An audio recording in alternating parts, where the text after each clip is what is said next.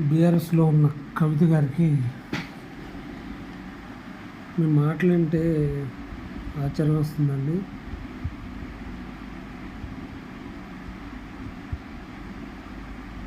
మీ దాంట్లో క్రమశిక్షణ, నీతి, నిజాయితీ ఈ మాత్రం కోశాన ఉన్న నాయకుడు అంటే హరీష్ రావు గారేనండి. ఎందుకంటే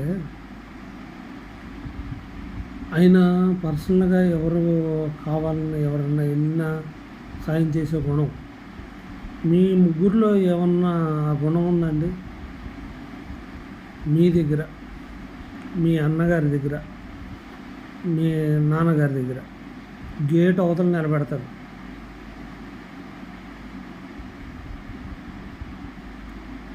నిజామాబాద్లో మీరు ఎంపీగా ఉండి ఏం చేశారండి? ఇవాళ మీరు హరీష్ రావు గారిని అలా అంటున్నారు, ఇలా అంటున్నారు. ఆయన సిద్దిపేటకి నియోజకవర్గం చేశారండి. ఆయన ఈ ఏరియాకి బాగా చేశారు, డెవలప్మెంట్ చేశారు. మీరేం చేశారు? రాజకీయ నాయకుల్లో సంపాదించుకోవడం, తినడం అలాంటి అందరిలో ఉంది. ఎవరు హరిశ్చంద్రులు గారు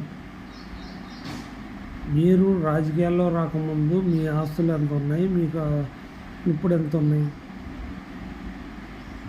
నిజామాబాద్లో కొన్ని ఎకరాల పొలాలు కొన్నారన్నారు అని ఆరోపణ చేస్తున్నారు చాలామంది. కానీ చూసి ఎవరన్నా మనం ప్రూవ్ చేస్తే మనం మాట్లాడాలి. అక్కడ ఎట్ట పడితే అట్ట మాట్లాడచ్చా?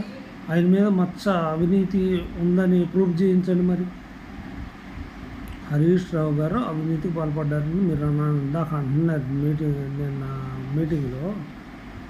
తీయండి. మరి